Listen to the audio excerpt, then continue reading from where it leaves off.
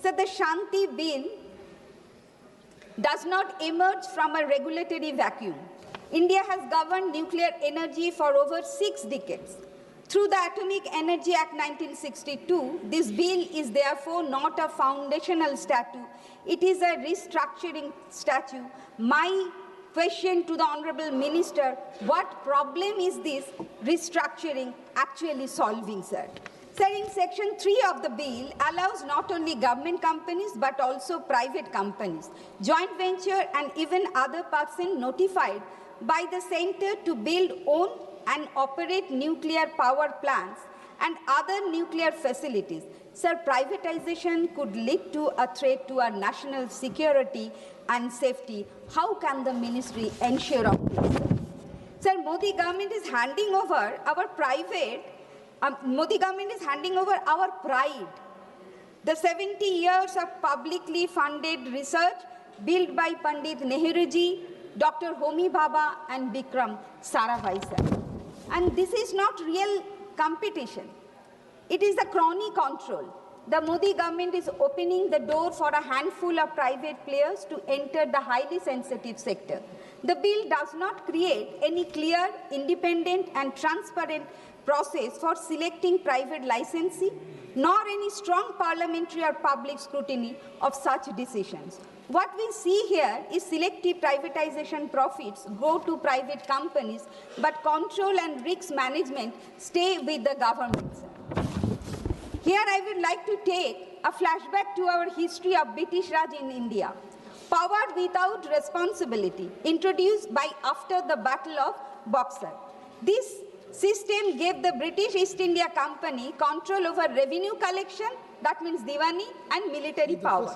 Responsibility without power, the system was designed so the British had power without responsibility, while the Nawab had responsibility but had no real authority, became puppet Nawab. Ultimately, British East India Company ruled over country and looted our wealth. Similarly, this government is now going to execute the same stature of puppet ministry as we are seeing like the civil aviation ministry, sir. Sir, in case of serious accident affecting thousands of people, victims will struggle to get fair compensation because the operator's liability is capped. The rest of the burden falls on the state and ultimately on common citizens through taxes. Sir, most advanced nuclear countries like Canada, like the United States, France have independent regulators with statutory protection. So these regulators can challenge government decisions, they have stable funding and they answer directly to Parliament or Congress. This bill does not meet those standards. It keeps AERB subordinate to the Department of Atomic Energy, which is a conflict of interest that no advanced country accepts, sir. Kindly conclude. Conclude, sir, I have given 10 minutes, sir. This bill allows extensive exemption in the name of strategic or insignificant incidents, including discretion not to notify a nuclear incident at all. Transparency is not optional in nuclear governance, it is fundamental. Even judicial oversight is curtailed. Section 81 bar the jurisdiction of civil courts. Appeals are channeled through specialized bodies whose members and procedure are again controlled by the executive. Access to justice become conditional, delayed and distant. So Chapter 6 completes the picture of excessive centralization. There is a time constraint. Section 32 to 37. Your party time is allotted for 12 minutes. Already one speaker has taken 6 minutes. You have taken 7 minutes. So please kindly conclude. No, sir. I have the time. 10 to 12 minutes, sir. Section, and you are, sir, always you were saying so. My time is going now. Don't disturb me, sir. It is a very tough topic. So, Section 32 to 37 allow the government to frame national policies, acquire plans, and minerals, requisition substances, novel private contracts, and even fixed nuclear electricity tariff, notwithstanding the Electricity Act 2003. Sir, federalism, sectoral regulators, and market mechanisms are brushed aside with a single notwithstanding clause. Sir, states where uranium mining, nuclear plants and radioactive facilities are located will bear the environmental and social burden, yet this bill given no meaningful role in licensing decisions, safety oversight, emerging planning or compensation. So states should have a say in deciding whether nuclear facilities are built on their soil. They should receive their compensation if their land is acquired or if there is contamination. So the bill places a duty on operator to ensure occupational safety and health, but it does not strengthen the position to worker to demand safe condition or to report violations without fear or retaliation. Workers in nuclear facilities face unique hazard and radiation exposure, chemical burns and psychological stress, and they deserve strong protection, sir. In the bill, there is no mention about high cost of containment and the disposal of hazardous radioactive waste, sir. The House is being asked to sign a blank check to trust a government that has centralized power, weakened institutions, and repeatedly ignored expert advice with a nuclear law that expands its direction while limiting its liability. The bill shifts risk onto ordinary citizens, shields private and foreign suppliers. Everybody is talking about the we should take a lessons about the grave incidents, that explosion in Chernobyl, Ukraine, and the Fukushima Daiichi, Japan. But we must not forget about the incidents which happened in the Bhopal. Honorable Sir, Honorable Speaker, Honorable Speaker. Last line. Sir, during the introduction of 3 bills, including this Shanti bill, when some members of opposition raising their voice, Honorable Parliamentary Affairs Minister suddenly stood up and said, we will pass all the bills. Sir, this kind of arrogance we have. Honorable Speaker, sir, if this bill is called Shanti bill, then poison can be called Prasadam. That's what the equivalent is. Sir, in this bill, I have a better name for this bill, sir. This bill is actually limited private liability, unlimited public suffering bill, sir. We can call it loose bill. Sir, it doesn't matter how we expand our nuclear energy matters, sir. 10 minutes. But how much we expand it. Sir, energy policy is not merely a question of megawatts or gigawatts, as you know, sir. It is a question of strategic autonomy, safety, accountability, and democratic control. Sir, nuclear energy, unlike any other sector, sits at the intersection of democratic civilian development and national security, sir. Decisions taken in this domain cannot be reversed easily, and hence, precisely the reason why this bill demands highest level of parliamentary scrutiny, sir. Sir, as you know very well, there are provisions in this bill which my other friends have also raised, especially the provision of limiting the liability of the private players. Sir, the moral question is, if profit is private, why pain is always public? Sir, here public pays, taxpayer pays, everybody pays, and the liability is capped for the private player.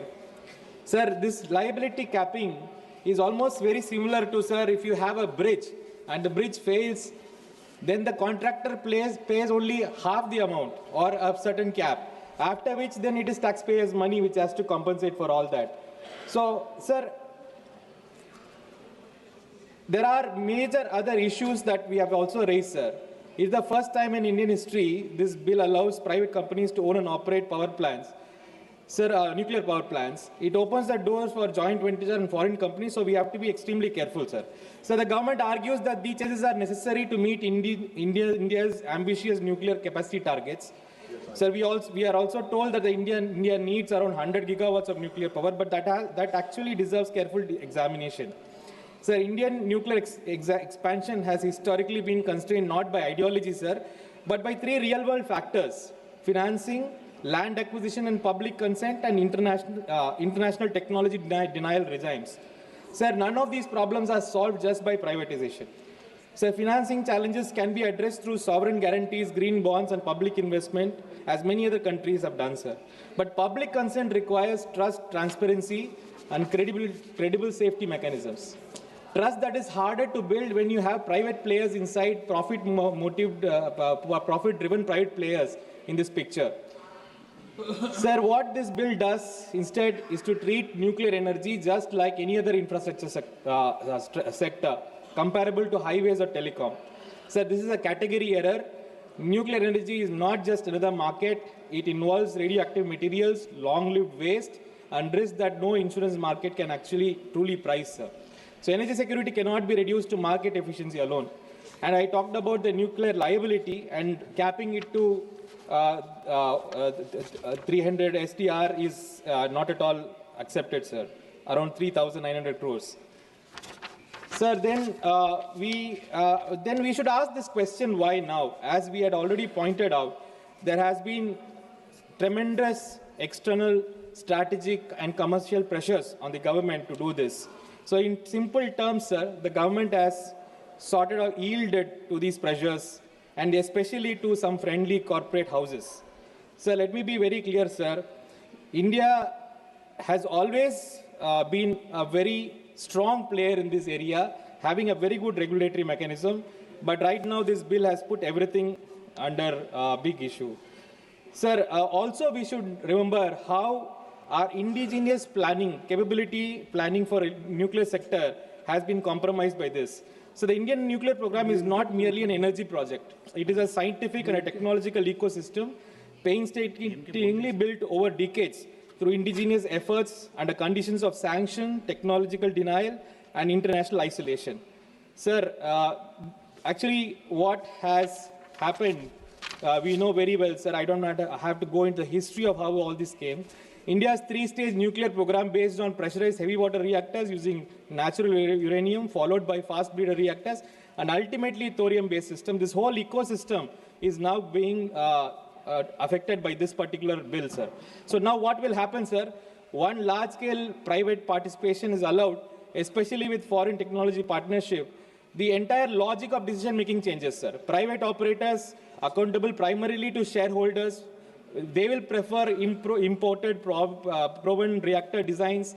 All these new technology and systems will be coming, which will actually spoil our long-term planning for the nuclear sector, sir.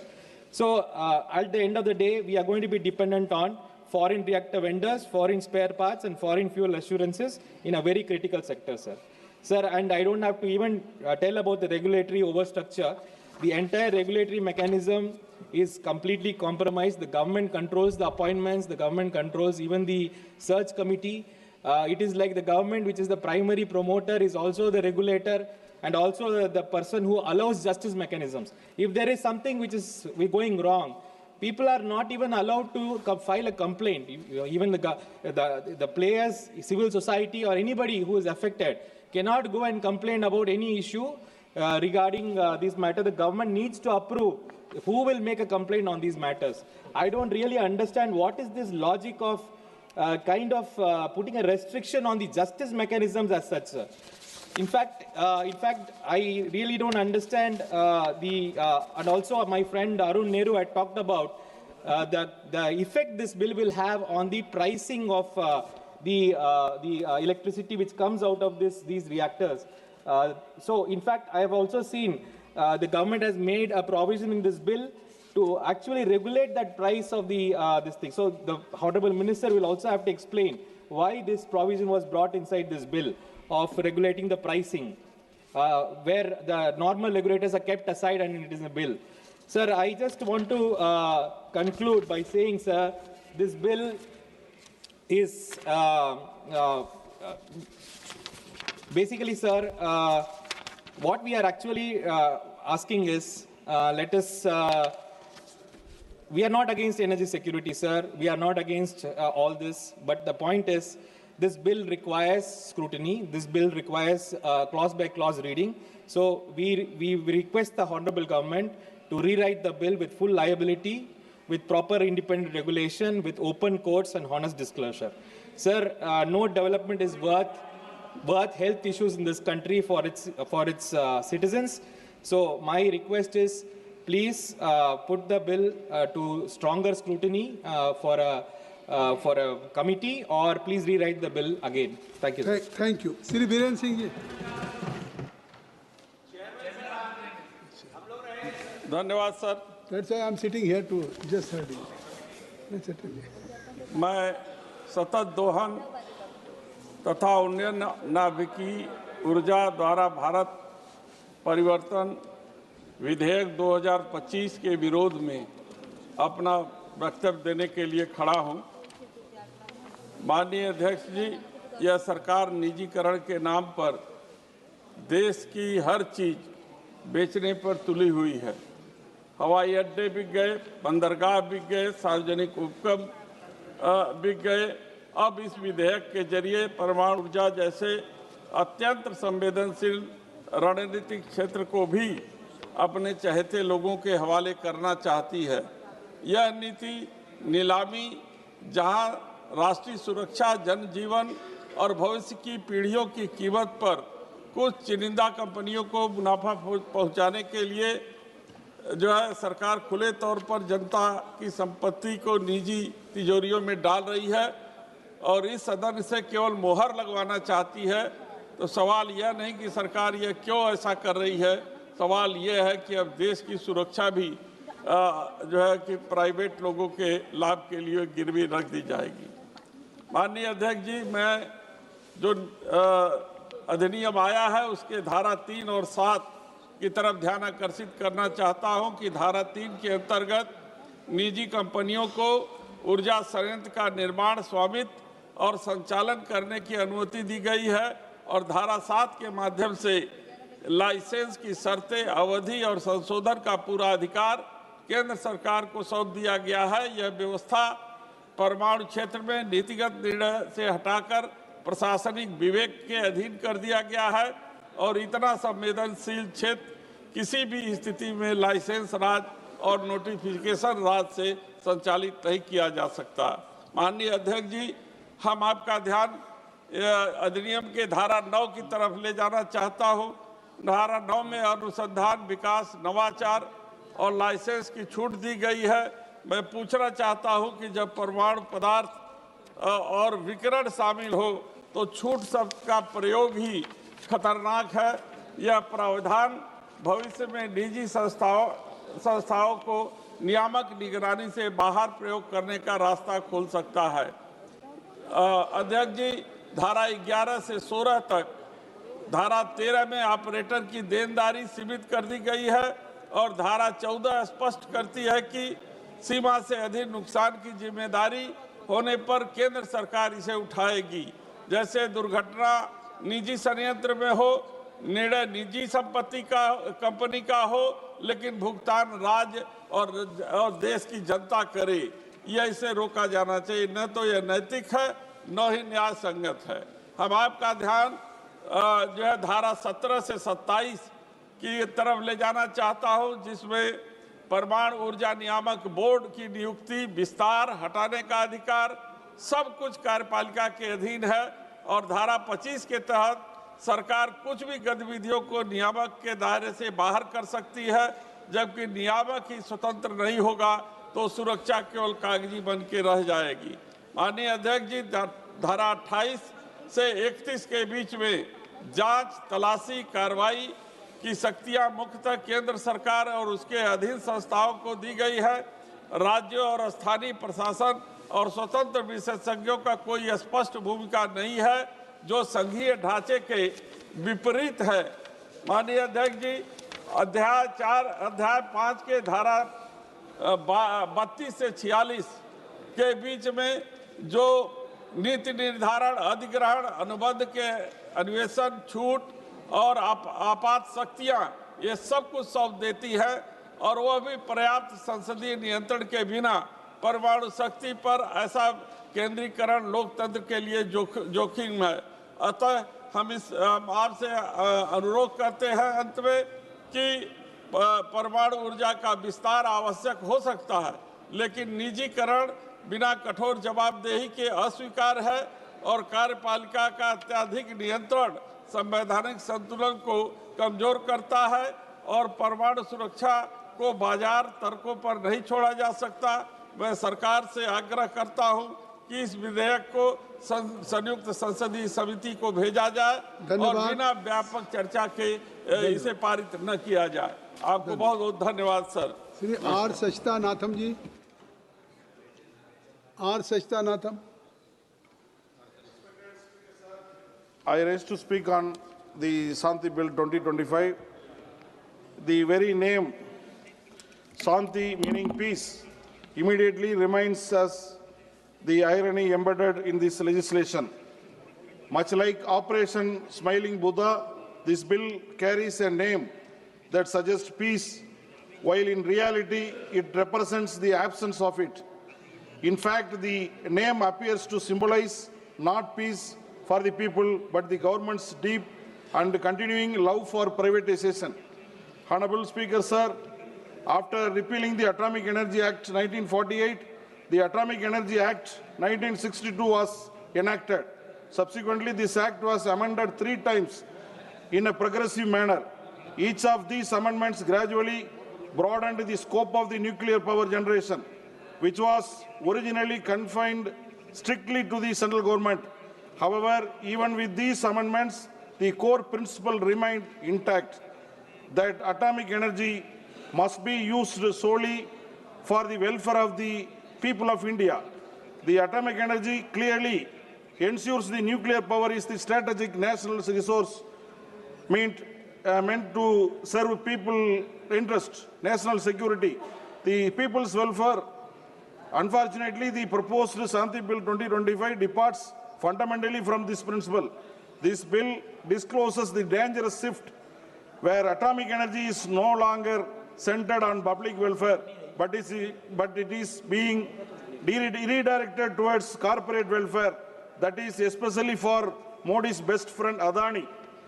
Honorable Speaker, sir, what is most alarming is that the sector, which was so far remained under 100% control of the central government, is now being systematically opened up to complete private domination. Commissioning of the first prototype fast breeder reactor at Kalpakkam by 2026 marks a major milestone in our 3-stage nuclear program.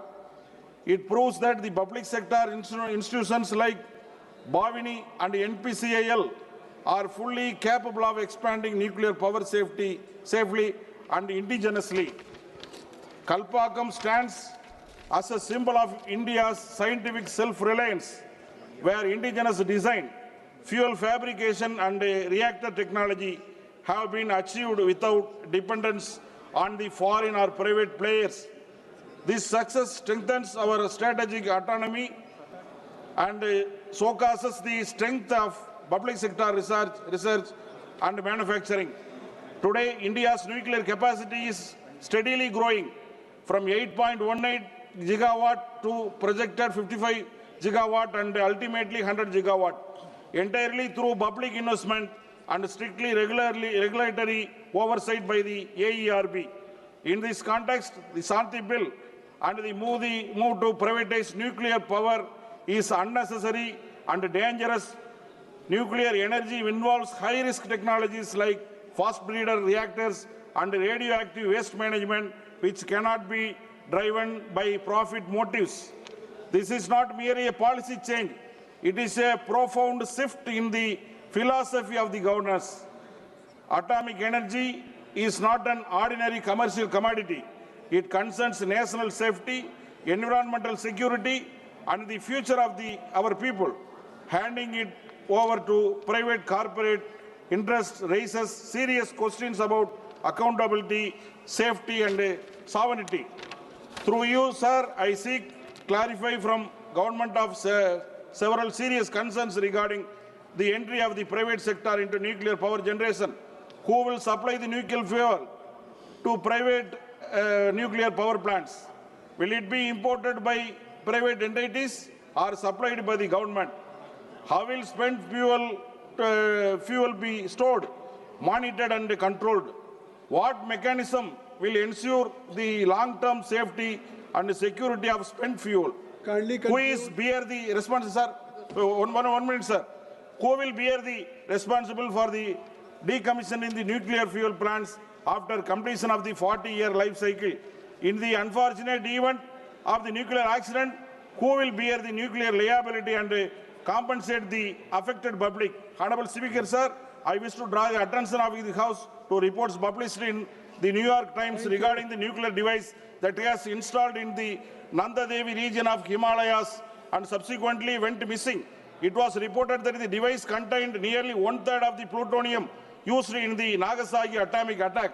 Even today, local leaders and communities fear that the plutonium from the last device Hanumanji, may have Beniwal entered ji, a glacier, posing a take your serious threat to the Hanumanji, people बैठ के बात living करिए। downstream. Hanuman Sir, Beniwal even ji, in the case of, बैठ के just 1 minute, sir, case of the government owned a nuclear device, no authority has taken responsibility to this day. Therefore, Honorable Speaker, sir, I strongly urge the House to carefully examine the true intent of the consequences of the Shanti Bill 2025 and to ensure that atomic energy remains a public asset used you. strictly for the Thank you. welfare of the Ravindranath people of Mehra ji. India and not for the Ravindranath profit Mehra of the ji. few corporates like Adani. Thank you very much, sir. Sri Ravindranath Mehra ji. Thank you, Chairman Sahib, for giving me this opportunity. This historic, sustainable harnessing and advancement of nuclear energy for transforming India Bill 2025, Shanti Bill, otherwise 2025. Manya Pradhan Mantri, I support the bill under the leadership of our Honorable Prime Minister Shri Narendra Modi ji. The entire world, the leader of this world, is trying to make India in 2047 a Viksit India. For that, this nuclear energy bill, it is commendable and is acceptable in all sphere. The Atomic Energy Act 1962 was enacted after repealing the Atomic Energy Act 1948. After so many permutation, combination and rectification, the nuclear power production originally confined to the central government, to the government companies and joint venture companies. But now, with a strong research and development support since inception of the nuclear power program, India could achieve self-reliance in nuclear fuel cycle technology and has been carrying out the nuclear power program in the responsible manner. With adequate experience now in place, it is time to ripen augment its nuclear installed capacity to newer clean energy security and reliable round-the-clock power for national data center and future-ready. As Modi ji is trying, Bharat is trying to new India, new Bharat. So this is requirement of 100 gigawatt of nuclear power in 2047. The data centers, quantum computing is coming. Now it is 8 gigawatt only. So now this is a quantum job in electric generation. So India has set up an ambitious plan to achieve the energy independence with a roadmap of decarbonization by 2070. So in this view, reasons mentioned, it is necessary to enact the new comprehensive legislation, namely the Sustainable Harnessing and Advancement of Nuclear Energy for Transforming India Bill 2025 and to repeal the Atomic Energy Act 1962 and the Civil Liability for Nuclear Damage Act 2010. So the new legislation is aligned to achieve the objective of increasing share of nuclear energy in the total energy mix of India, facilitating innovation in nuclear science technology, expanded in the application for non-power application, and continue to honor India's obligation towards safety, security, safeguards, and total nuclear ability. So future of India is going to depend upon this. So basic purpose and points of this bill are that to provide, authenticate the persons specified in clause 3 of the bill for production of the nuclear energy and providing for the suspension and cancellation of such license and safety authorization in certain situations, to provide for regulation of application for nuclear and radiation technology in healthcare, basically healthcare, food and agriculture, industry, research and other non-power uses. So the future is AI, the future is EV and semiconductor. So this will definitely help this new Bharat. To exempt research, development and innovation action from licenses, to provide for a pragmatic civil liability regime for nuclear damage, to confer statutory status to the Atomic Energy Regulatory Board, which is reorganized, to strengthen the implementation of security safeguards, the provide policy framework and quality assurance or smooth coordination of emergency preparedness and response. So the bill has a permits the Department of Government of India and company, joint venture, etc. to set up facilitation to undertake the activities specially in clause only under a license, a safety authentication. It further empowers the central government to reserve certain activities sensitive in nature under the exclusive control, because only government cannot do it, as 100 gigawatt of power is required. In government sector, you can go up to 50, as scientists have told. The next 50, it can by private sector handshaking. So the bill enables the Board of Regulating Manufacture, Use, Export, Import, Transport, Transfer, etc. of any radioactive substances and radiation generation equipment. The bill also empowers the central government to undertake exploration activities in uranium and other. As I have talked that you can have a with private partnership or other, the exploration can be taken in ocean and other areas also. India can be self-sustained in international market. So bill provides making up application and also provides a grant of license and safety authorization by the central government and board, subject to terms and conditions laid down in the rules and regulations respectively. It further empowers the central government and board to refuse the grant of license. So it has a control over anyone taking the license. It can refuse, it can deny or also cancel it. It bills provides the grounds of suspension, modification, curtailment and duration of cancellation of license and safety authorization, and the actions of central government or board may take present to such suspension. So the bill also pursuant to carry out research development. As research development is a high-end topic, so handshaking with the private agency and other agency, research development takes a major role. So design and innovation of matter relating to nuclear energy and radiation for the peaceful use. And the bill provides duties of persons granted license fee and other things. And the bill also able to nuclear damage caused by nuclear incidents. So any damage in nuclear incident also it takes care occurring in nuclear installation as well as the nuclear installation occurring outside the nuclear installation involving nuclear material in the cost of carriage and before and after another operator has assumed the liability. So bill has various other activities also. The bill provides the circumstances under the operator shall not be able for nuclear damage, including where the nuclear damage is caused by nuclear incident. Engineer, if there is a natural disaster on any war. Between him and chair, you should not cross. Okay. Any nuclear disaster or civil war, so it will not take care. Thank you, Veraji. Kindly conclude. Only one minute. The bill imposes obligation on the operator to take out before beginning the operation of nuclear installation insurance policy and any such thing. So central government has control over this, any private agency, and I hope this bill will definitely create a new revolution in atomic energy sector. And for that, I demand also in my area, my Jaspur constituency, it is still capital of India. It is mines and other lots of energy is required. If a nuclear energy station can be put in my constituency, I will welcome it. Thank you. Jai Jagannath. Sri Y.S. Avinash Reddy ji. Very good. So thank you for this opportunity, sir.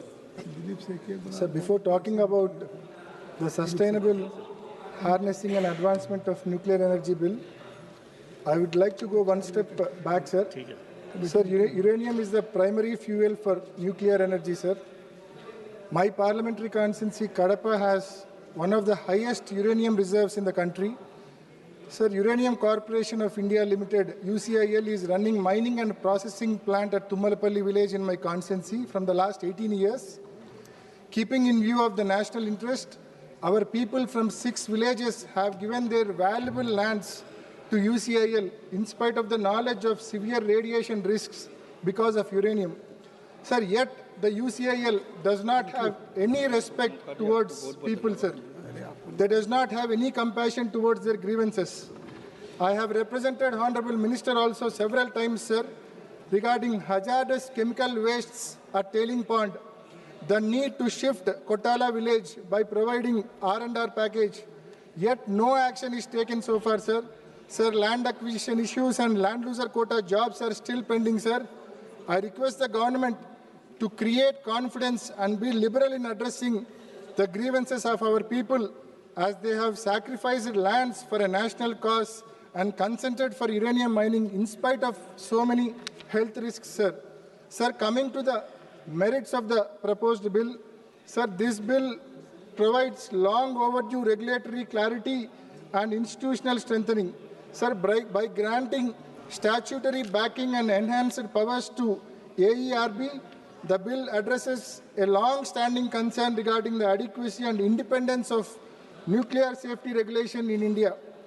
A clear licensing and safety authorization framework coupled with defined inspection and enforcement powers ensures that the expansion of nuclear energy is accompanied by robust safety and accountability mechanisms, sir. Sir, this bill promotes research, innovation, and non-power applications of nuclear technology. Sir, coming to the risks, this bill has environmental and long-term risks for future generations, sir.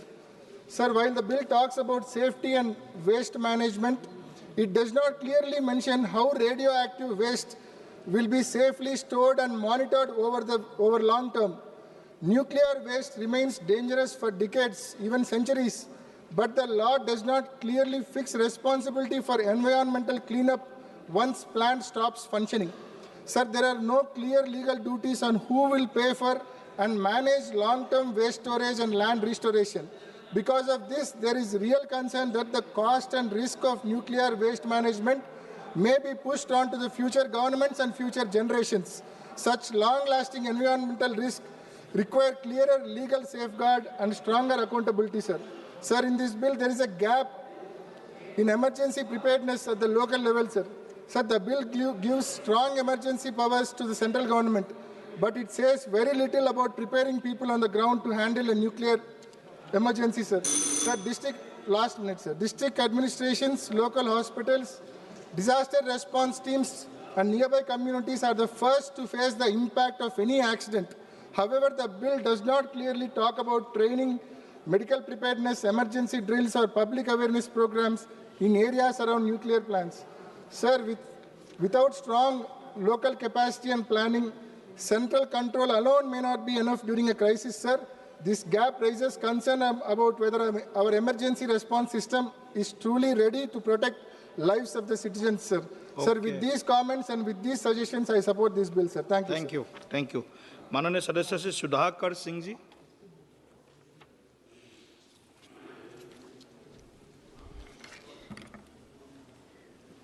सभापति महोदय, भारत के रूपांतरण हेतु परमाणु ऊर्जा का संधारणीय दोहन और अभिवर्धन विधेयक 2025 अधिनियम पर विशेष चिंता व्यक्त करने के लिए यहाँ खड़ा हुआ हूँ, जहाँ पर परमाणु ऊर्जा अधिनियम 2062, 1986, 1987 तथा वर्ष 2015 में संशोधनों का निरसन के साथ वर्ष 2010 में व्यापक चर्चा और सहमति के आधार पर परमाणुीय क्षति के लिए, परमाणुीय नुकसान के लिए सिविल दायित्व और त्रुटि रहित दायित्व व्यवस्था के माध्यम से किसी परमाणुीय घटना के पीड़ितों को शीघ्र प्रतिकर के संदाय का उपबंध के लिए अधिनियमित किया गया था, उसका भी आज यहाँ निरसन होने की बात है। मैं बात करना चाहता हूँ कि हरित ऊर्जा को लेकर के भी दो राय इस मामले में है कि यूरोप के कई विकसित देश परमाणु ऊर्जा से किनारा कर रहे हैं। खासतौर से जर्मनी, अपने सभी पुराने परमाणु घरों को बंद कर दिया गया और वो एक वैकल्पिक हरित ऊर्जा की तरफ बढ़ना चाहते हैं। मैं विरोध में इस बात को नहीं कहना चाहता हूं, लेकिन ये जो दो राय है उसको सदन के सामने में रखना चाहता था। तो तीसरी बात, एक बहुत महत्वपूर्ण बात है कि इस देश में जो संशोधन है मैं कोई निजी क्षेत्र का विरोधी नहीं हूँ, लेकिन क्रिटिकल एरिया में परमाणु बिजली घर के क्षेत्र में निजी क्षेत्र खोलने का क्या औचित्य है? क्या देश की सरकार यह मानती है कि हमारे पास पैसे का घोर अभाव है, हम बिजली घर नहीं लगा सकते, या टेक्नोलॉजी को लेकर के इनके भीतर की टेक्नोलॉजी हमारे पास नहीं है? इसलिए मैं इस बात को चर्चा करना चाहता हूं कि एनटीपीसी इस देश में 54,000 मेगावाट बिजली कोयला के माध्यम से पैदा करने के लिए सरकार के पास पैसे हैं, तो आखिर परमाणु बिजली पैदा करने के लिए जो पहले से 8880 मेगावाट जो जनरेट हो रहा है, क्यों नहीं भारत सरकार उनका बजट बढ़ाने का काम किया और सरकारी क्षेत्र में बिजली घर लगाने का काम किया? बिहार में प्रस्तावित रजौली परमाणु बिजली घर पिछले 20 साल से, 2 दशक से आज तक उस पर एक ईंट नहीं रखा गया। ये प्रस्तावित, क्या सरकार को कौन चीज़ ऐसा रोक रहा था इस काम को करने के लिए? जब 8 से 9 हज़ार मेगावाट बिजली पैदा करने के लिए जब देश का कानून आपको रोक नहीं रहा था, तो फिर रजौली में बिजली घर लगाने से कैसे रुका?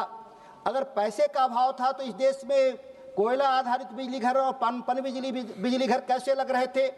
एक कंट्राडिक्टरी यह एक स्टेटमेंट सरकार के द्वारा दिया गया इस विधेयक को के औचित्य पर, वो हम लोग के समझ के परे है।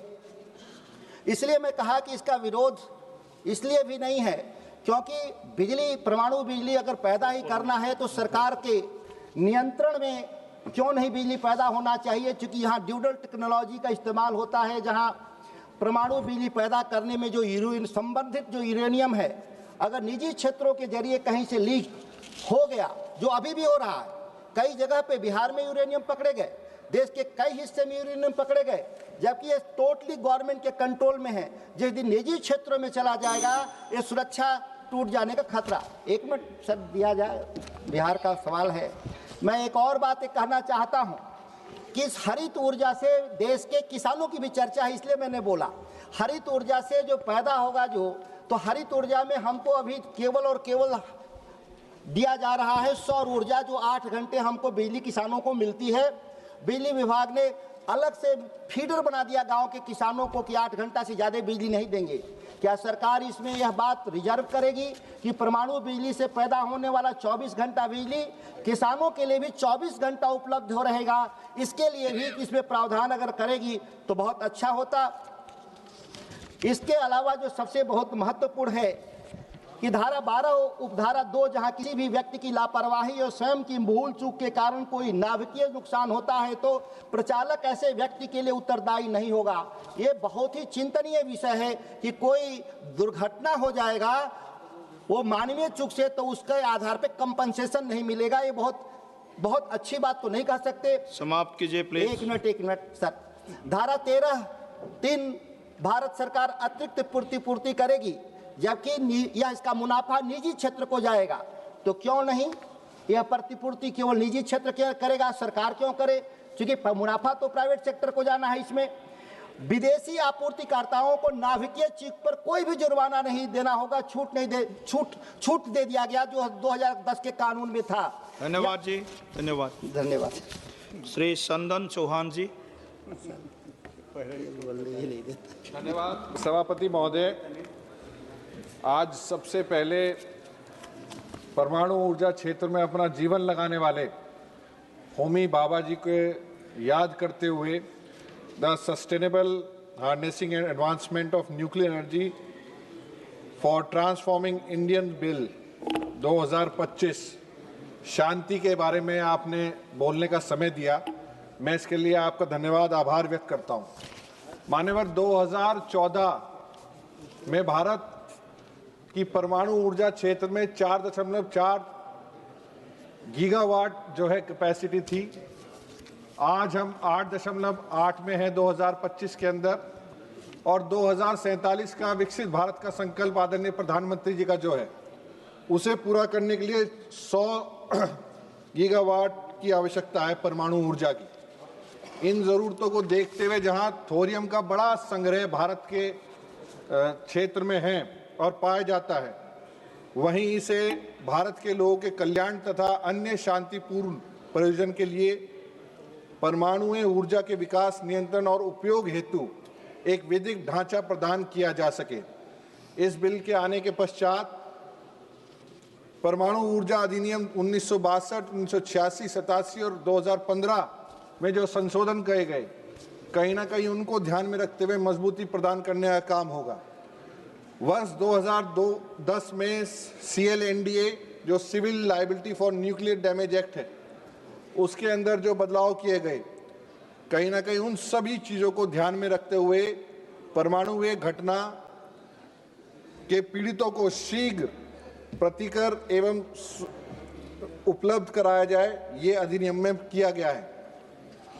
मान्यवर, वर्तमान विश्व परिस्थितियों को देखते हुए और भारत जैसी बड़ी आबादी जिसकी ज़रूरतों को पूरा करने के लिए लोकहित के अंदर ये बिल अति आवश्यक है। भारत पूरी जिम्मेदारी के साथ न्यूक्लियर एनर्जी का संग्रह, परमाणु ऊर्जा कार्यक्रम का संचालन, हमारे पास परमाणु अनुभव उपलब्ध है। यह समय भविष्य को तैयार करने के लिए और नए प्रयोगों हेतु विश्वसनीय 24 घंटे विद्युत आपूर्ति क्षेत्र में परमाणु क्षमता को स्थापित करने और SMR जो हमारा जो है SMR स्मॉल मॉड्यूलर रिएक्टर्स के अनुसंधान के विकास हेतु, क्योंकि लगातार सरकार और आदरणीय हमारे मंत्री जी डॉक्टर जितेंद्र सिंह जी, उनका विजन इसमें ही दिखाई पड़ता है कि 2025-26 में 20,000 करोड़ का जो है निवेश किया गया था रिसर्च एंड डेवलपमेंट के लिए। 2033 तक कम से कम 5 स्वदेशी जो है डिज़ाइन के हमारे SMR जो है हम डेवलप कर लें, इसकी अति आवश्यकता है। मान्यवर, भारत 2070 तक डीकार्बोनाइजेशन क्षेत्र में एक बड़ा लक्ष्य निर्धारित किया है। इसको पूर्ण करने में कहीं ना कहीं ये हमारा बिल मददगार साबित होगा। जीवांश ईंधनों पर निर्भरता कम करने, रणनीतिक ऊर्जा एवं इलेक्ट्रिक वाहन को अपनाते हुए ग्रीन हाइड्रोजन प्रोडक्शन हेतु 2040 तक दोगुनी होगी, जो पर्यावरण के लिए बेहतर होगा। मान्यवर, AI एक सुझाव आदरणीय पूरे सदन के सामने है। AI और न्यूक्लियर एनर्जी दोनों म्यूचुअल बेनिफिशियरी हैं और एक दूसरे से रिश्ता रखते हैं। जहां AI सेफ्टी और एफिशिएंसी न्यूक्लियर ऑपरेशंस में इंप्रूव करने का काम करेगी, वहीं AI की बढ़ती मांग को न्यूक्लियर पावर लो कार्बन ऊर्जा का स्रोत है। AI न्यूक्लियर लाइफ साइकिल को डिजाइन से लेकर डीकमीशनिंग तक मदद करने का काम करेगा। एनहांस सेफ्टी और monitoring, nuclear operation efficiency, maintenance, reactor design and full management, चाहे रिसर्च एंड डेवलपमेंट के क्षेत्र में हो, चाहे सिक्योरिटी और सेफ गार्ड के क्षेत्र में हो, हमेशा इसमें AI की मदद ली जा सकती है। आप समाप्त कीजिए प्लीज। आजा मान्यवर, एक मिनट के अंदर खत्म कर। मान्यवर, यह बिल सुरक्षा का भी सुनिश्चित करने की गारंटी देता है, वहीं ऑपरेटर और आपूर्तिकर्ताओं की जिम्मेदारियों को स्पष्ट में विभाजन करने का काम करता है। अनिवार्य बीमा के साथ साथ विनाशकारी घटनाओं के लिए सरकारी समर्थन सुनिश्चित करने का काम करता है। कन्वेक्शन और सप्लीमेंट्री कंपनसेशन के साथ साथ डाटा सेंटर्स के लिए हमारा बड़ा संरक्षण हो, उसके लिए भी यह अति आवश्यक है और न्यूक्लियर वेस्ट मैनेजमेंट के लिए बहुत आवश्यक है। बहुत बहुत धन्यवाद। मान्यवर, 20 सेकंड में खत्म कर रहा हूं। अंत में मैं इतना ही कहना चाहूंगा, भारत को बेहतर भविष्य के लिए ये बिल पक्ष विपक्ष को साथ मिलकर इसका समर्थन करना चाहिए और यह बिल जहां शांति का रास्ता दिखाता है, वहीं शक्ति का अभ्यास करना सिखाता है। आपने बोलने का मौका दिया, मैं इसके लिए धन्यवाद और आभार व्यक्त। धन्यवाद। श्रीरामा प्रसाद जी।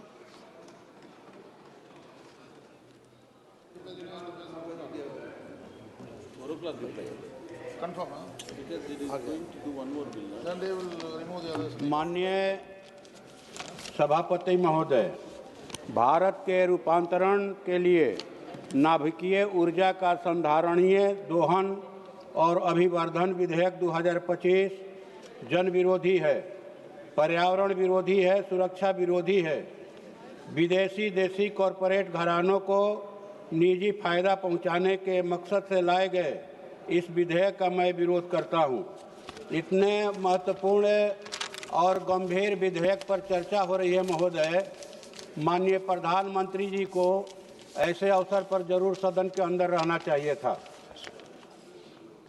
सभापति महोदय, हम आपके माध्यम से सरकार से पूछना चाहते हैं कि क्या सरकार देश के सार्वजनिक क्षेत्र के उपक्रमों का संचालन, सुरक्षा देने और विकसित करने में सक्षम नहीं है, जो एक एक करके देसी विदेशी कॉरपोरेट घरानों के हवाले इन्हें करते जा रहे हैं। क्या हमारे देश की ऊर्जा जरूरतों को पूरा करने के लिए हमारे देश में आविष्कार करने वाले सक्षम वैज्ञानिक, इंजीनियर और धन की कमी है? क्या देसी विदेशी कंपनियों से राय करके उनके निजी फायदे के लिए ये विधेयक लाए जाते हैं? क्योंकि किसानों के तथाकथित फायदे के लिए बनाए गए 3 कृषि कानूनों के समय भी यह दिखाई पड़ा कि सदन में विधेयक आने और कृषि कानून बनने के पहले ही अडानी अंबानी के बड़े बड़े गोदाम अनाज रखने के लिए देश के विभिन्न हिस्सों में बन गए थे। महोदय, परमाणु सुविधाओं का निजीकरण वर्तमान में रेडियोधर्मी और निर्धारित पदार्थों की खरीद, प्रसंस्करण, उपयोग और निपटान केंद्रीय सरकार और उसके सार्वजनिक क्षेत्र की एजेंसियों जैसे कि परमाणु ऊर्जा विभाग, DAE, NPCIL, UCIL के अन्य कठिन नियंत्रण में है। विदेशी निवेश वाले निजी कंपनियों को परमाणु ऊर्जा संयंत्रों के संचालन की अनुमति देने से यूरेनियम, प्लूटोनियम और खर्च किए गए ईंधन के प्रबंधन से देश में अकल्पनीय खतरा सुरक्षा पैदा हो सकती है। यह सामरिक संपत्ति पर राज्य के नियंत्रण को कमजोर करेगा, जो राष्ट्रीय सुरक्षा के लिए खतरा है। अनुसंधान में छूट। महोदय, 1 सेकेंड। धारा 9 लाइसेंस के बिना परमाणु ऊर्जा में अनुसंधान विकास की अनुमति देती है। यह छोटी मात्रा का उल्लेख करती है, लेकिन इसका स्पष्ट माप देने में विफल रहती है। उच्च लागत के कारण केवल कुछ ही निजी कंपनियां भाग लेंगी, जिससे ऊर्जा क्षेत्र में एकल इकाई का एकाधिकार होगा और बिजली महंगी होगी। आप समाप्त कीजिए प्लीज। अंत में यह 2010 के देयता अधिनियम की पुरानी देयता सीमा को दोहराता है, जिसमें मुद्रास्फीति को नहीं जोड़ा गया है। क्षतिपूर्ति की राशि मिलियन है, जबकि 1989 में भोपाल गैस कांड के समय यूएस के साथ $470 मिलियन का भुगतान किया गया था। महोदय, उत्तरदायित्व तो नहीं बनाया गया है कंपनियों को, बल्कि इसका उत्तरदायित्व तो दिया गया है कि अगर कहीं कोई दुर्घटना होती है तो इसका जवाबदेह जो है परमाणु ऊर्जा का संयंत्र चलाने वाला मैंने ऑपरेटर होगा। कंपनियां इसके बाहर से बाहर है महाराज। पुनः इस विधेयक पर पुनर्विचार किया जाए। धन्यवाद।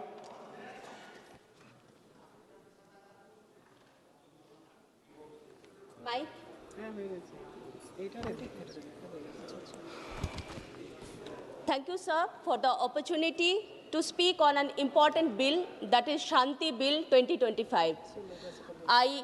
On behalf of my party, All India Trinamool Congress, I stand to oppose the bill because of excessive privatization of a key sector.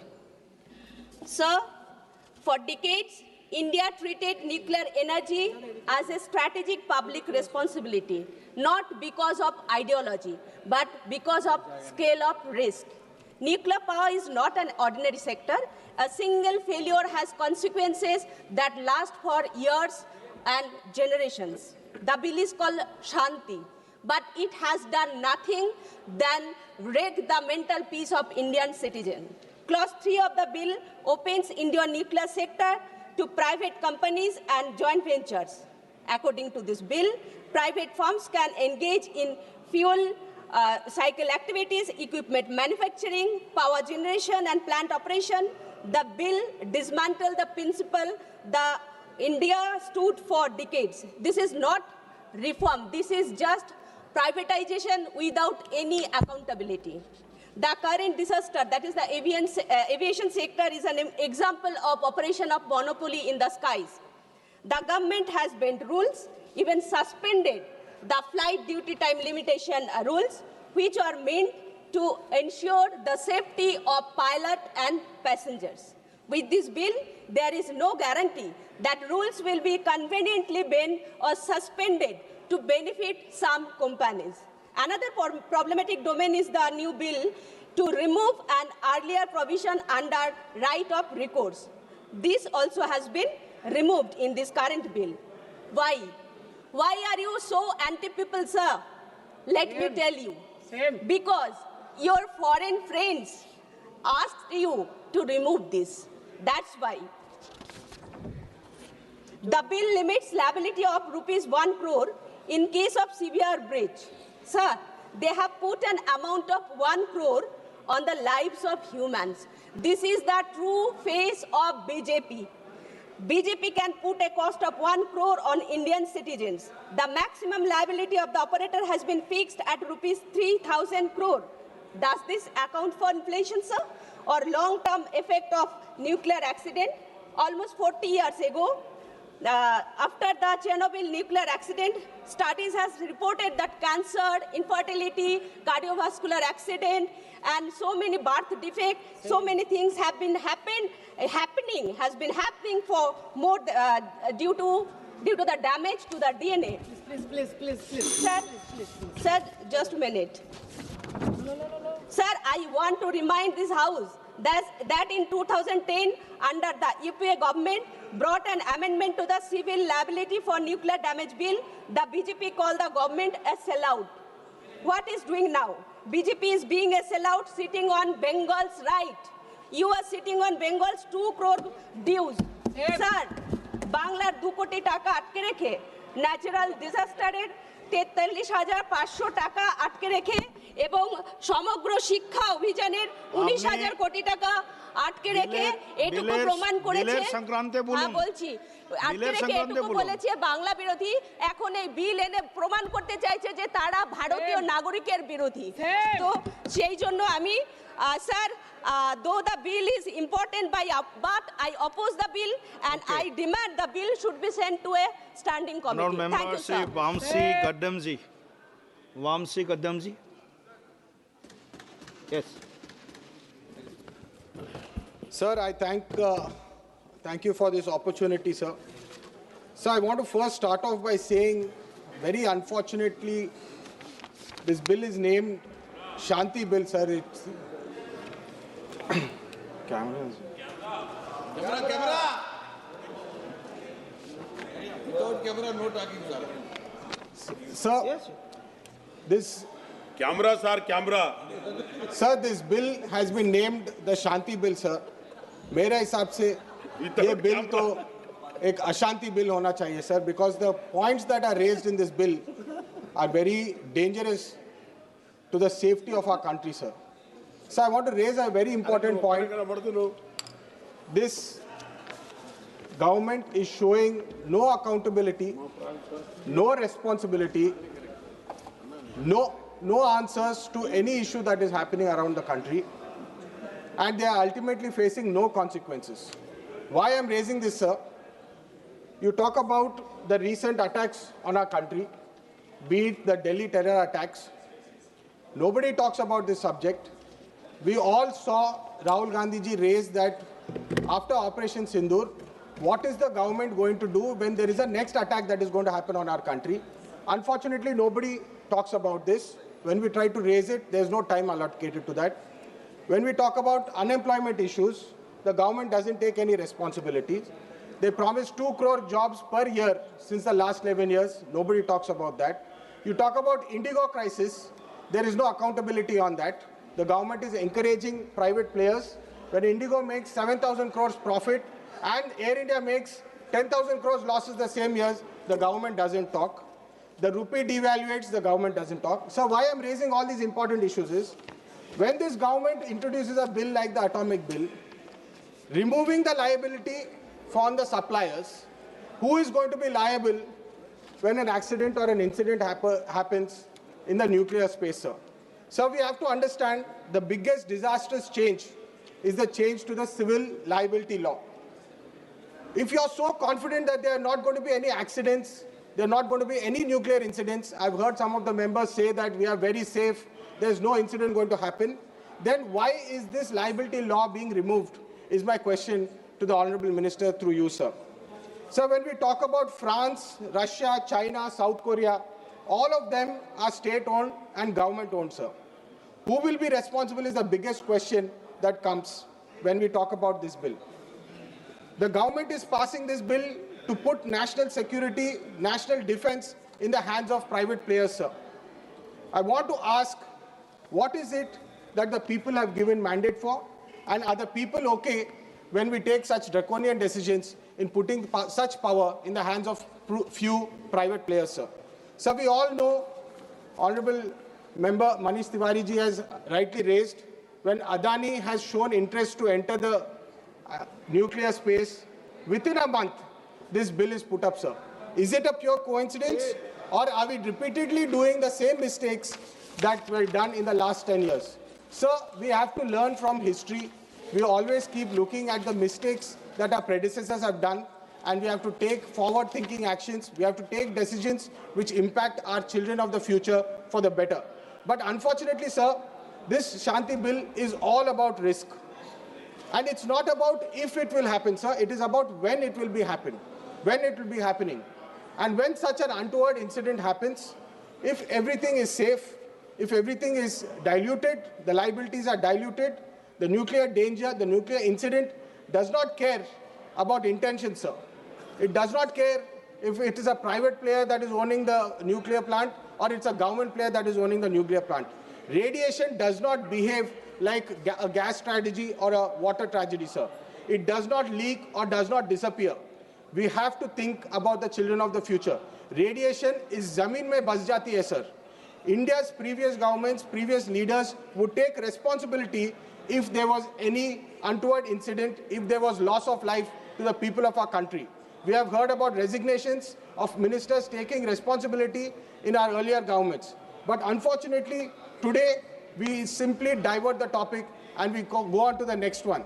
Sir, I repeatedly want to raise that sending this bill to the private players and giving private players whole and sole responsibility would be dangerous for the people of this country. I feel this bill is against the interest of our country, the safety of our country, and the safety of the citizens of our country. Privatization of nuclear power has failed repeatedly globally, and I urge this government to rethink its decisions, to have some liability on the private players and the suppliers in order to ensure safety and the security of our country. Thank you, sir. Jai Hind. माननीय सदस्य श्री अनुप धोत्रे जी. Thank you, Speaker Sir, for allowing me to speak on this important bill. The Sustainable Harnessing and Advancement of Nuclear Energy for Transforming India Bill 2025, known as the Shakti Bill. Honorable Speaker Sir, it is our Prime Minister's target to achieve 100 gigawatt of nuclear power capacity by the year 2047. It has been observed in cities like Delhi, located near thermal power plant, experience nearly 30 to 40% of the total pollution due to emissions from coal-based thermal power plants. Additionally, coal transportation to thermal power station is predominantly carried out through Indian Railways, accounting nearly 49% of the total freight movement. This heavy reliance on coal freight occupies a substantial portion of Indian railway capacity, leading to constraints on passenger train services and the movement of other essential goods. Sir, nuclear power today is no longer merely a source of electricity. It is a strategic national asset.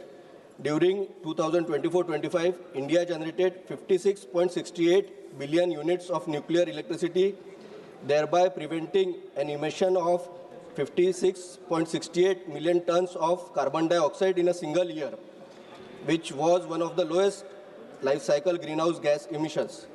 Nuclear energy strongly supports India's commitment in achieving net zero emissions by 2070.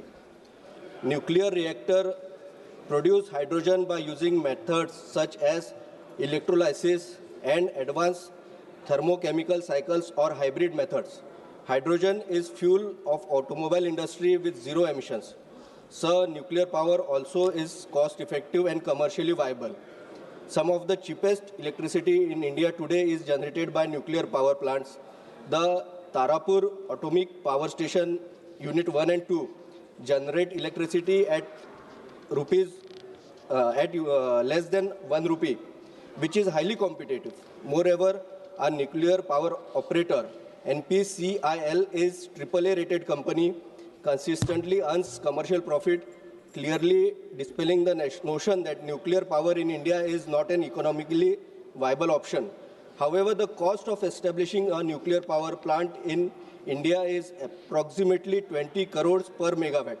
Therefore, private sector participation is very essential. Sir, the bill replaces outdated legislation with a single, comprehensive and future-ready framework.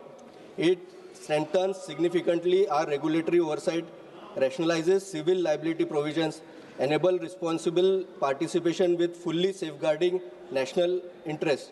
It establishes a strengthened Atomic Energy Regulatory Board, which clearly defines power for licensing, safety authorization, inspection, enforcement, emergency response, and public outreach, thereby ensuring transparency and enhancing public confidence.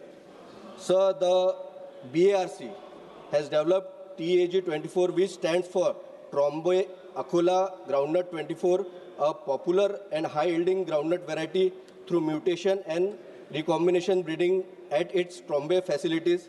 This variety was developed by crossing mutant derived from Spanish improved groundnut variety and was achieved in collaboration with Dr. Panjabrao Deshmukh Krishi Vidyapith PDKV, the Agriculture University serving my constituency Akola. This was a successful collaboration and stands a fine example how nuclear science and agriculture research can directly benefit farmers at grassroots level. Sir, I would like to also draw your attention. Baba Atomic Research Center in field of agriculture applications. BARC has developed irradiation technology that significantly enhances the shelf life of agronomical as well as horticultural crops through controlled use of radioactive sources such as cobalt-60. This technology helps reduce post-harvest losses, improves food security, and increases farmers' income. I therefore request necessary enabling provisions and supportive amendments to be incorporated in the bill to promote wider application of such nuclear and radiation-based technologies in agriculture, which would be of immense benefit to the farmers. In conclusion, sir, I support this bill. This landmark legislation strengthens India's energy security, accelerates climate action, promotes technological leadership, ensures public safety. I strongly support this bill and urge the August House to do the same in larger national interest. Thank you, sir. Thank you. माननीय सदस्य हनुमान बेनीवाल जी, ये nuclear energy पर बोल रहे हैं जी। Hanuman ji, sir nuclear energy bill है। हाँ, उसी पर बोल रहा हूँ सर। आप देखिए, मैं बहुत ढंग से बात करता हूँ मेरे से। सभापति जी बहुत विद्वान आदमी हैं, आप बोल रहे हैं कि नहीं बोलेंगे न्यूक्लियर पे। सभापति महोदय, सपोर्ट करने हैं। सभापति महोदय, सबसे पहले तो आपने मुझे भारत के रूपांतरण के लिए नाभिकीय ऊर्जा का संधारणीय दोहन और अभिवर्धन विधेयक 2025 चर्चा में भाग लेने का अवसर दिया, इसके लिए धन्यवाद। सभापति महोदय, विधेयक का उद्देश्य परमाणु सत्य के लिए की व्यवहारिक नागरिक दायित्व व्यवस्था बनाना, परमाणु ऊर्जा नियामक बोर्ड को वैधानिक दर्जा प्राप्त करना है। मैं आपके माध्यम से कहना चाहता हूँ कि परमाणु ऊर्जा क्षेत्र में क्रम रूप से आप निजी क्षेत्र को प्रवेश दे रहे हैं। सभापति महोदय, सरकार ने जो विधेयक लोकसभा में पेश किया है, उसकी जनता, देश की जनता को गहरी शंका और सख्त आपत्ति है, क्योंकि सरकार की मंशा के दूसरे पहलू को देखेंगे तो ये सामने आएगा कि विधेयक केवल एक तकनीकी संशोधन नहीं, बल्कि ये हमारे संवैधानिक सिद्धांतों, जनता की सुरक्षा, तो सरकारी जवाबदेही के सिद्धांतों में जड़ से बदलाव का प्रयास है। इस विधेयक के माध्यम से सरकार परंपरागत रूप से सार्वजनिक क्षेत्र के अधीन रहे नाभिकीय ऊर्जा पर निजी कंपनियों को खोलना चाह रही। परिवर्तन सिर्फ बाजार खोलने का पसंद नहीं, इसमें जोखिम की प्रवृत्ति, लाइबिलिटी, निगरानी संरचना पूरी तरह बदल जाएगी। सभापति महोदय, हमें मानते हैं कि निजीकरण की प्रक्रिया पारदर्शी, सख्त और जनता हित की शर्तों पर न हो तो भारी कीमत चुकानी पड़ सकती है। सभापति महोदय, ये विधेयक पुराने एक्ट को बदलकर नई व्यवस्था लाता है, जिसका अर्थ है कि दशकों में बने सुरक्षा मानदंड और पीड़ितों के अधिकारों के संरक्षण के लिए नियम होंगे। इसलिए मंत्री जी, आप जो जवाब देते हैं जरूर बताएं कि नागरिकों की सुरक्षा और दुर्घटना की स्थिति में मुआवजे का अधिकार कैसे सुनिश्चित रहेगा। महोदय, आपके माध्यम से मंत्री जी ये भी पूछना चाहता हूँ कि विधेयक में देयता की सीमा और ऑपरेटर उत्तरदायित्व जैसे प्रावधानों का नई तरह से निर्धारण हो रहा है। कुछ कई मीडिया रिपोर्ट्स के अनुसार ये विधेयक इसलिए भी चिंता का विषय है क्योंकि नाभिकीय दुर्घटनाएं स्थानीय नहीं बल्कि क्षेत्रीय और पीढ़ियों पर असर डालती है। ऐसे बहुत सीमांत जोखिमों के लिए सीमित लाइबिलिटी पीड़ितों को पुनर्वास पर्यावरण सर्वनाश के समय अपर्याप्त साबित हो सकती है। नागासाकी और हिरोशिमा का उदाहरण इस बात को दर्शाता है कि इतिहास से हमें कुछ सीखने की आवश्यकता हमेशा ध्यान रखना पड़ेगी। इतिहास अपने आप को दोहराता है।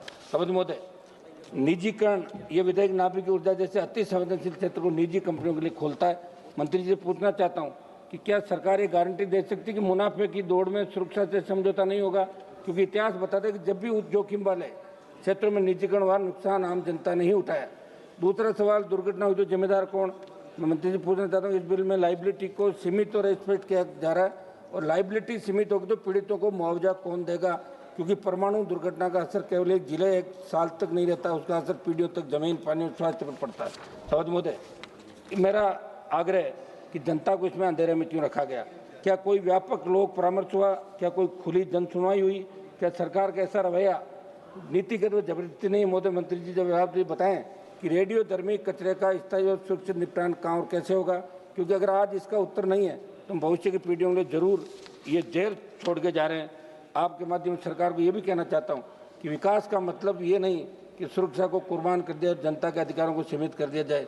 मंत्री जी, लाइबिलिटी कानून को पीड़ित केंद्रित बनाया जाए, परमाणु ऊर्जा को पूरी तरह सार्वजनिक जवाबदेही के दायरे के अंदर रखा जाए।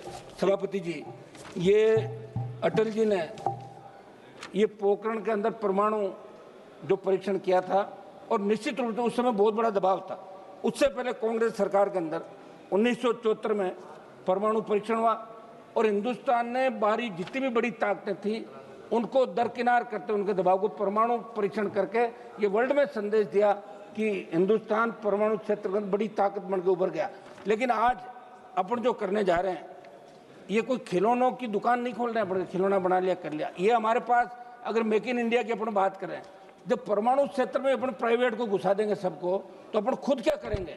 ये वर्ल्ड जानना चाहता है। ये मैसेज गलत वर्ल्ड के अंदर आपका जा रहा है। ये हमारी मांग है कि इसको एक बार आप पूरा सोच विचार करके और उसके बाद इसको पारित कराएं। बहुत बहुत धन्यवाद। महत्वपूर्ण मुद्दे माननीय सदस्य Shri MP Abdul Samad समादानी। Sir, thank you, sir. Sir, while taking part in this very important discussion on the Shanti Bill, I am reminded of a statement made by the famous American theoretical physicist Julius Robert Oppenheimer. Sir, when Oppenheimer witnessed the birth of atomic age, he is often called as the father of atomic bomb. When he witnessed the birth of atomic age, he recalled Bhagavad Gita and he quoted these verses of Bhagavad Gita.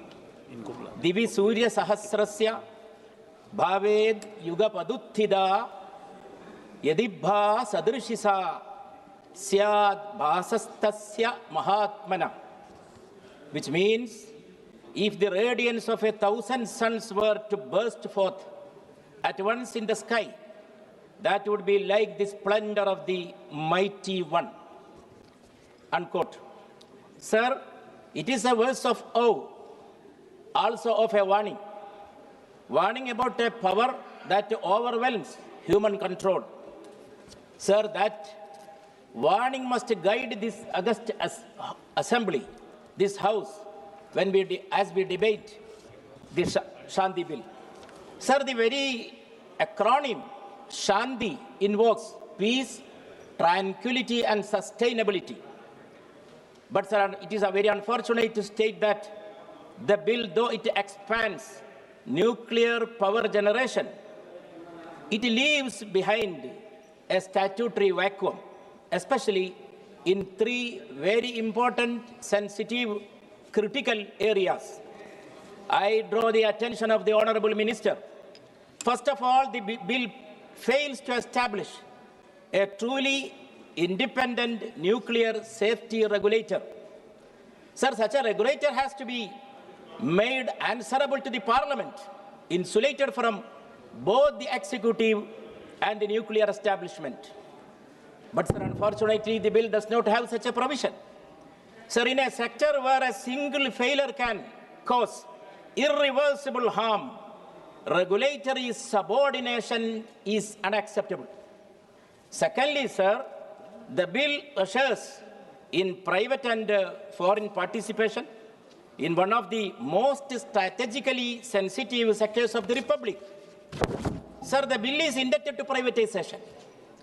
And sir, handing over such a sensitive area, sensitive domain to the corporate interests. Nuclear power is not an ordinary power source. It is inseparable from national security, public safety, and intergenerational responsibility. Sir, opening this domain to the profit-seeking private sector, it is equal to opening doors to the risks of regulatory capture, dilution of accountability, and erosion of sovereign control. Sir, nuclear disasters do not respect balance sheets. Chernobyl speaks a lot. Sir, the entire regions were rendered inhabitable, generations scarred, and costs were borne out not by the corporates, but by the people and the state. Sir, private and foreign investors may exit. Affected citizens cannot.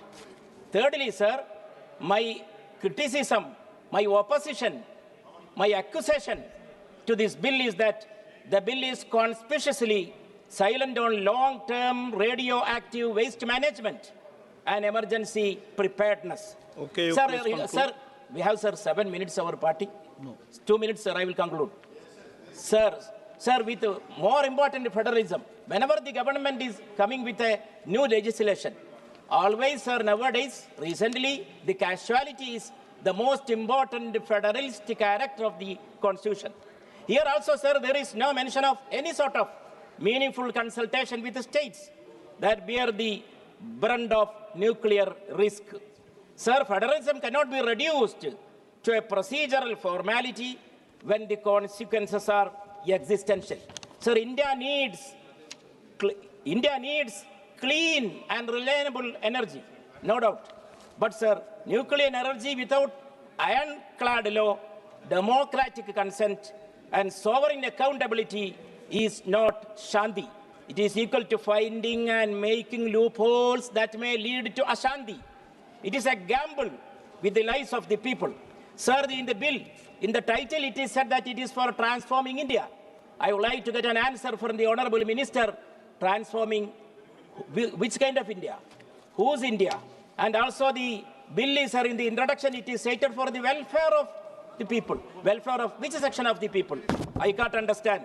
So, sir, for these reasons, I strongly oppose this bill. Thank you, sir. Thank you so much. Shri Pappu Yadav ji. सभापति महोदय, बहुत बहुत धन्यवाद। मेरा सीधा सरकार से है। सरकार संसाधनों के मालिक नहीं है, वो ट्रस्टी होते हैं। इस बात का ख्याल रखिए। और लोकतंत्र में सरकार ट्रस्टी होता है, दलाल नहीं हो सकता।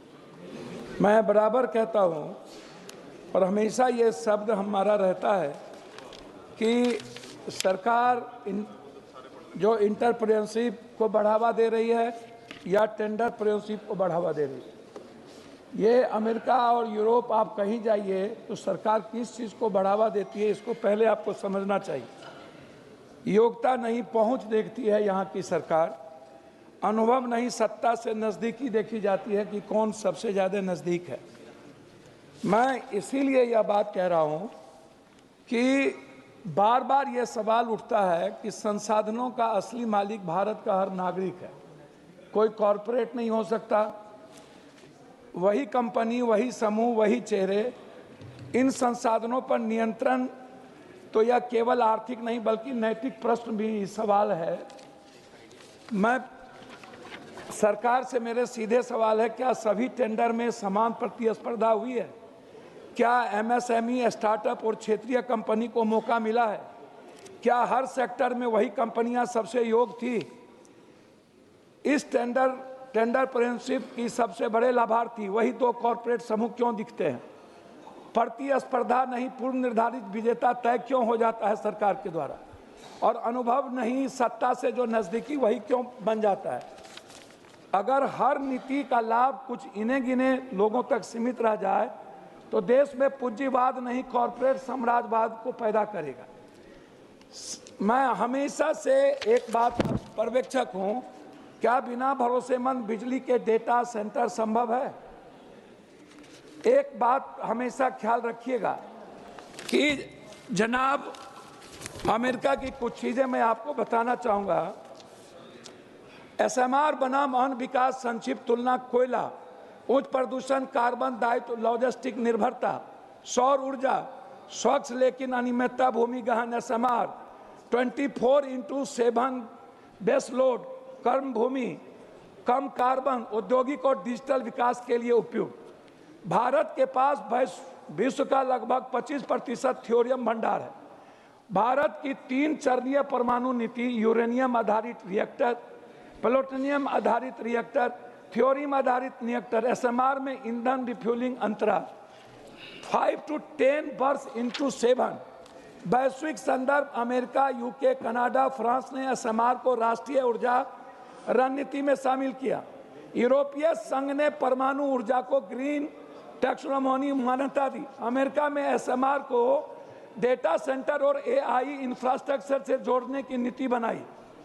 मैं चाहता हूं कि बिहार एवं पूर्णिया के लिए सीमित भूमि उच्च संभावित मांग 4-6 एसएमआर यूनिट फुल 1.5 GW औद्योगिक क्लस्टर को अस्थिर बिजली डेटा सेंटर हब की स्थापना, स्थानीय रोजगार और निवेश। इसमें एसएमआर को राष्ट्रीय ऊर्जा नीति में बेस लोड पावर के रूप में मान्यता आप में नहीं है। बिहार को एसएमआर पायलट राज्य के रूप में प्राथमिकता और पूर्णिया को एसएमआर आधारित औद्योगिक एवं डेटा सेंटर हब के रूप में विकसित करना। बार बार मैं इस बात पर बल देता हूं, मैं विरोधी नहीं हूं, कोई भी विपक्ष आपके विरोधी नहीं। डेटा तकनीकी और दूरदृष्टि से बनती है। एसएमआर कोई विकल्प नहीं है, औद्योगिक और डिजिटल भारत की अनिवार्यता है। इसीलिए इसमें मैं आपसे रिक्वेस्ट करना चाह रहा था, और इसी बात पर कि अनियमितता ऊर्जा स्रोत से उच्च स्तरीय डिजिटल इंफ्रास्ट्रक्चर संभव नहीं है, जैसे स्मॉल मॉड्यूलर रिएक्टर एसएमआर क्षमता 50-300 MT प्रति यूनिट 7, न्यूक्लियर पावर के कैपेसिटी फैक्टर 90% से अधिक 8। इसके लिए एसएमआर हेतु भूमि आवश्यकता सोलर की तुलना में लगभग 1.10 या उससे कम 9, परिचालन जीवन 60-80 वर्ष 8, कार्बन उत्सर्जन परमाणु ऊर्जा 12G CO2 NKWH, कोयला लगभग 820G CO2 KWH 01। ये मैं लास्ट कर रहा हूँ अध्यक्ष महोदय, मैं हमेशा से कहता हूँ कि पूर्णिया को एक औद्योगिक हब बनाया जाए, डेटा सेंटर, परमाणु ईंधन को लेकर भ्रम न फैलाया जाए। मैं लास्ट कर रहा हूँ। मेरा आपको है कि ऊर्जा सुरक्षा डर से नहीं दृष्टि से चलता है। आप डर से मत चलाइए। मैं लास्ट कर रहा हूँ, 1 मिनट। उमास भाई पटेल, लास्ट 1 मिनट। चिंता जो है दुर्घटना सर, स्थानीय जनता की समिति, निजी क्षेत्र की भूमिका। थैंक यू सर, एक माइक और ये सबसे इम्पोर्टेंट। माननीय अध्यक्ष महोदय, मैं शांति विधेयक पर अपने विचार रखने के लिए खड़ा हुआ हूँ। ये विधेयक भारत के परमाणु ऊर्जा क्षेत्र का निजी क्षेत्र के लिए खोलने का प्रस्ताव करता है, जो सरकारी एकाधिकार को समाप्त कर प्राइवेट कंपनियों की भागीदारी की अनुमति देगा। भारत के परमाणु कार्यक्रम के संस्थापक डॉक्टर होमी भाभा जी ने एक बार कहा था कि अविकसित देशों के पूर्ण औद्योगिकीकरण हमारी सभ्यता की निरंतरता और उसके आगे के विकास के लिए परमाणु ऊर्जा केवल एक सहायक साधन ही नहीं बल्कि एक अनिवार्यता है, और परमाणु ऊर्जा के उपयोग का ज्ञान मानव इतिहास के एक नए युग का प्रतीक है। इस विधेयक के माध्यम से हम उस दृष्टि को साकार करने की दिशा में कदम बढ़ा रहे हैं, लेकिन सावधानी पूर्वक। महोदय जी, यह विधेयक भारत की ऊर्जा सुरक्षा को मजबूत करने की क्षमता रखता है। वर्तमान में भारत में 24 परमाणु रिएक्टर कार्यरत है, जिनकी कुल स्थापित क्षमता 8180 मेगावाट है, जो देश की कुल बिजली उत्पादन का मात्र 2% से से भी कम है। निजी क्षेत्र की भागीदारी से $26 मिलियन का निवेश आ सकता है, जिससे 2040 तक 11,000 मेगावाट की नई क्षमता जुड़ सकती है और 2047 तक 100 गीगावाट का लक्ष्य प्राप्त करने में मदद मिलेगी। इससे पूंजी का प्रवाह बढ़ेगा, विदेशी तकनीक का आदान प्रदान होगा, जैसे कि अमेरिका और फ्रांस में प्राइवेट कंपनियों की भागीदारी से नवाचार हुआ है और ऊर्जा क्षेत्र में नवाचार को बढ़ावा मिलेगा। यह रिन्यूएबल एनर्जी की सीमाओं को, जैसे मौसम पर निर्भरता को पूरा करेगा, कोयला आयात पर निर्भरता कम करेगा, जो वर्तमान में 80% ऊर्जा आवश्यकताओं को पूरा करता है, और ये आर्थिक विकास को गति देगा। उद्योग जगत और विदेशी भागीदारी के लंबे समय से चली आ रही मांगों को ये विधेयक संबोधित करेगा, जिससे स्वच्छ ऊर्जा लक्ष्यों की प्राप्ति का योगदान होगा। महोदय, हालांकि परमाणु ऊर्जा में सुरक्षा और पर्यावरण से संबंधित जोखिम बहुत अधिक है। निजी क्षेत्र के लाभ को प्राथमिकता दे सकता है, जिससे सुरक्षा मानकों में कमी आ सकती है। पिछले हादसे जैसे कि चेरनोबिल और जापान का फुकुशिमा हमें सतर्क करते हैं, जहां रेडियो एक्टिव लीक से लाखों लोग प्रभावित हुए थे और पर्यावरण को लंबे समय तक नुकसान पहुंचा था। भारत में भी रेडियो एक्टिव सामग्री चोरी की कई मामले सामने आए हैं, जो प्रोफरेशन के जोखिम को बढ़ाते हैं। साथ ही परमाणु कचरा प्रबंधन और पीड़ितों के मुआवजे में पारदर्शिता सुनिश्चित होनी चाहिए। विधेयक में विदेशी नियंत्रण पर रोक अच्छी है, 49% की सीमा, लेकिन क्या भारतीय कंपनी पर्याप्त रूप से तैयार है? महोदय जी, ऑटोनॉमिक एनर्जी रेगुलेटरी बोर्ड की क्षमता भी सीमित है और प्राइवेट भागीदारी से नए जोखिम जैसे साइबर अटैक या आतंकवाद का खतरा बढ़ सकता है। महोदय जी, मैं ठोस सुझाव देना चाहता हूँ, ऑटोनॉमिक एनर्जी रेगुलेटरी बोर्ड को पूरी तरह स्वतंत्र रखें और उनके लिए पर्याप्त बजट वर्तमान में जो है उनसे दुगुना तथा विशेषज्ञों की नियुक्ति करें, ताकि वह प्राइवेट प्रोजेक्ट की निगरानी प्रभावी ढंग से कर सके। सुरक्षा प्रावधानों को और मजबूत करें, नियमित ऑडिट, जन सुनवाई और पर्यावरण प्रभाव मूल्यांकन। सर, मैं 5 मिनट दिए, मैंने 3 ही मिनट हुआ, 1 मिनट में कंप्लीट अनिवार्य करें। साथ ही स्मॉल मॉड्यूलर रिएक्टर के लिए विशेष गाइडलाइन बनाए। निजी भागीदारी में 49% की विदेशी हिस्सेदारी को सीमा को बनाए रखें, लेकिन पारदर्शी निविदा प्रक्रिया लागू करें ताकि भ्रष्टाचार न हो। प्राइवेट कंपनियों को न्यूक्लियर फ्यूल और रिएक्टर ऑपरेशन से दूर रखें, केवल इंफ्रास्ट्रक्चर और लॉजिस्टिक तक ही सीमित रखें। इन सभी बिंदुओं के साथ मैं सरकार से आग्रह करता हूं कि सभी आवश्यक विवरण सदन के समक्ष रखें, उचित और तर्कसंगत सार्थक चर्चा के माध्यम से चिंताओं का समाधान करें और ये सुनिश्चित करें कि ये विधेयक भारत के परमाणु कार्यक्रम की गौरवशाली विरासत को आगे बढ़ाते हुए भविष्य की आवश्यकताओं के लिए जिम्मेवारी तैयार करें। अंत में ये विधेयक अगर सही ढंग से लागू हुआ तो भारत को ऊर्जा स्वतंत्र बना सकता है, लेकिन सुरक्षा के साथ कभी भी समझौता न करे। धन्यवाद। Thank you. Shri Chandrashekhar, honourable member. धन्यवाद सभापति जी। नाभिकीय ऊर्जा कोई साधारण क्षेत्र नहीं है, यह सीधे सीधे जन सुरक्षा, पर्यावरण और आने वाली पीढ़ियों से जुड़ा विषय है। ऐसे संवेदनशील क्षेत्र में निजी कंपनियों को प्रवेश देना गंभीर चिंता का विषय। सरकार कहती है कि निजीकरण से दक्षता आएगी, लेकिन मेरा प्रश्न है, यदि दुर्घटना होगी तो जवाबदेह कौन होगा और पीड़ितों को न्याय कैसे मिलेगा?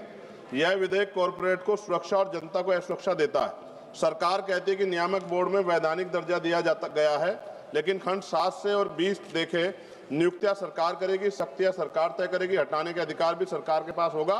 तो मेरा प्रश्न है, क्या ऐसा नियामक वास्तव में स्वतंत्र होगा? नियामक संस्था को वैधानिक दर्जा देना पर्याप्त नहीं है। सवाल यह है कि वह सरकार और निजी कंपनियों से स्वतंत्र होगी। सभापति जी, हम SC/ST के प्रतिनिधि के तौर पर यहाँ हैं। पिछले जितने सेक्टर प्राइवेट हुए हैं उनसे SC/ST OBC के कर्मचारियों को चुन चुन कर निकाल दिया प्राइवेट सेक्टर के लोगों ने। तो जब ये प्राइवेट हो जाएगा, निजी क्षेत्रों में चला जाएगा, SC/ST OBC कर्मचारियों के अधिकारों की रक्षा होगी, इस बात की गारंटी सरकार को देनी चाहिए। खंड 3, 7 और 9 के माध्यम से नाभिकीय क्षेत्रों में निजी कंपनियों को लाइसेंस और सुरक्षा प्राधिकार देकर प्रवेश का रास्ता खोला गया है, लेकिन मेरा प्रश्न है, क्या मुनाफे पर चलने वाली कंपनियां सुरक्षा को सर्वोपरि रखेंगी?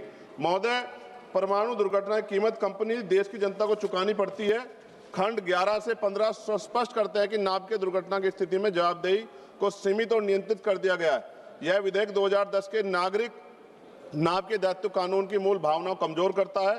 खंड 12 और 13 में प्राकृतिक आपदा, आतंकवाद जैसे वाहनों के तहत देयता से छूट और सीमा तय की गई है। खंड 14 सरकार की देयता को भी सीमित करता है। नाभिकीय दुर्घटना का प्रभाव सालों तक नहीं बल्कि पीढ़ियों तक रहता है, लेकिन यह विधेयक पीड़ितों के अधिकारों पर कानूनी कैप लगा देता है। महोदय, खंड 15 के अंतर्गत निजी संचालकों के लिए बीमा अनिवार्य है, लेकिन सरकारी नाभिकीय प्रतिष्ठानों को इससे छूट दी गई। ये दोहरा मापदंड क्यों? क्या सरकारी संयंत्रों में दुर्घटना नहीं हो सकती है? खंड 5 और 25 के तहत यूरेनियम, थोरियम अन्वेषण और संवेदनशील गतिविधियों पर केंद्र सरकार का पूर्ण नियंत्रण स्थापित किया गया है, लेकिन विस्थापन, जल प्रदूषण, रेडियोधर्मी कचरे पर स्थानीय जनता की सहमति और पारदर्शी जन सुनवाई का कोई मजबूत प्रावधान नहीं है। अंत में सभापति जी, हम विकास के खिलाफ नहीं, लेकिन जन सुरक्षा कीमत पर विकास स्वीकार्य नहीं, इसलिए मेरी मांग है कि इसको जेपीसी में भेजा जाए। धन्यवाद। जय भीम, जय Bharat. Thank you. Through N.K. Bremchandar.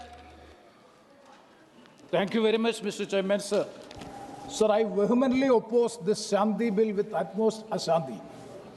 Why I am opposing is, sir, this is two laws are being repealed. One is Atomic Energy Act of 1962, and another one is Civil Liability for Nuclear Damages 2010. Sir, Atomic Energy Act of 1968 is with an intent to provide for a legal framework for the development, welfare and control of the atomic energy for the welfare of the people and for the peaceful purposes. And also the Civil Liability for Nuclear Damage Act 2010 was enacted to provide for civil liability for nuclear damages and prompt compensation to the victims of the nuclear incident through no-fault liability regime. Sir, through strong development and research, country like India, we were able to have self-reliance in nuclear fuel technology and has been carrying out its nuclear program in a responsible manner even from the time of Pandit Jawaharlal Nehru, and still it is continuing in a responsible manner. We are using it. Sir, now we are planning to achieve zero carbon emission by 2070 and to achieve by 2047 to achieve 100 gigawatt of nuclear power capacity by 2047. For this purpose, the Honorable Ministry is piloting this bill. Sir, my strong objection is, number one is regarding clause 3 of the bill. Sir, it is rampant and indiscriminate privatization of the nuclear power in the country. It is total privatization of the atomic energy, total privatization. Sir, kindly go through clause 3. It is very interesting to see that blank check is being given to the private corporations and multinational corporations. That license can be provided to any government company, any other company, a joint venture company, or any other person. Any other person, any other company, any government company or a joint company can have the license. So as to produce the nuclear power means rampant and indiscriminate privatization of the nuclear power without having any regulations, without having any guidelines. That is a point which I would like to oppose. Sir, and also I would like to come, that is even 49% of the FDI in certain nuclear activities with an intent to bring both technology and capital in India. So hence, and also regarding another point, I would like to see clarification from the Honorable Minister in my constituency, that is regarding the beads and minerals. My constituency is Kollam constituency, having monazite, ilmenite, salinite, rutile and so many other rare earth elements. And what would be the fate of the rare earth elements and mining and mineral separation of the beads and minerals after passing of this legislation? Whether mining and mineral separation of these beads and minerals will also be given to the private companies, because there was an assurance in the House that it will not be privatized, that the Mines and Minerals Development Regulation Act, when it is passed by this House, the Honorable Minister